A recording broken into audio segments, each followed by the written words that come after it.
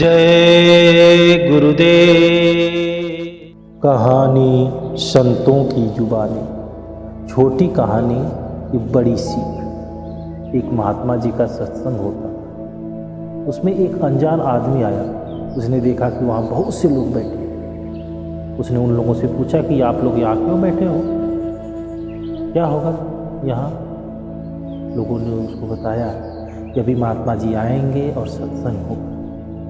फिर उसने पूछा कि सत्संग क्या होता है, मैं पढ़ा लिखा नहीं हूँ, मैं तो नहीं समझ पाऊँगा। लोगों ने कहा कि हम भी पढ़े लिखे नहीं हैं, लेकिन महात्मा जी की बात सब समझ में आया। कुछ देर बाद महात्मा जी आए, सत्संग सुनाया, आत्मा और परमात्मा की बात बताई, उससे मिलने की बात बताई। तो वो भोला आदमी उठकर खड़ा हो गया और पूछा कि महाराज जी, मालिक कहाँ मिलेगा। महात्मा जी ने कहा कि तेरे पास ही मिलेगा। उसने बड़े भोलेपन से कहा कि मुझे भूख लगी है, घर जा रहा हूँ, खाना खाकर आऊँगा तब मालिक से मिल लूँगा। और वह घर चला गया। खा पी कर वह वापस आया तो महात्मा जी ने पूछा कि बताइए मालिक कैसे मिले। महात्मा जी कहा तू रोज़ दातुन करता है, दिशा मैदान जाता है, नहाता धोता है, रोज़ कपड़े धोता है, तो बताइए क्यों करता है। उसने कहा कि गंदगी साफ करने के लिए। महात्मा जी ने कहा कि जैसे बाहर की गंदगी साफ करने के लिए तू रोज नहाता है, वैसे ही तेरे आत्मा पर कर्मों की गंदगी लगी हुई है। जब उसे साफ करेगा तब मालिक तुमसे मिल जाएगा।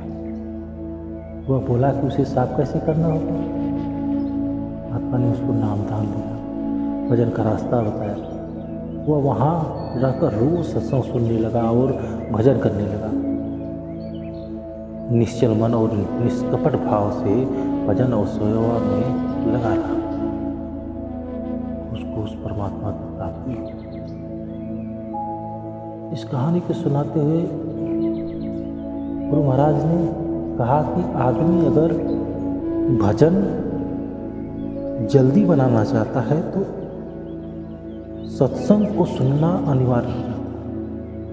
सफाई में देरी लगती है, जब तक कपट रहता है, मन चंचल रहता है और साधना में मन नहीं लगता। इसलिए कपट निकाल दो, गुरु के सामने सच्चे निष्कपटी बन जाओ। तो भैया समझ सोचो कि गुरु नहीं समझता, कुछ नहीं देखता, वो सब कुछ समझता है और इशारे में समझाता है। कभी ये मत सोचो कि उसकी आंखों में धूल झोंक कर तुम्हारा नुकसान हो जाएगा, ऐसा कुछ नहीं। जय गुरुदेव।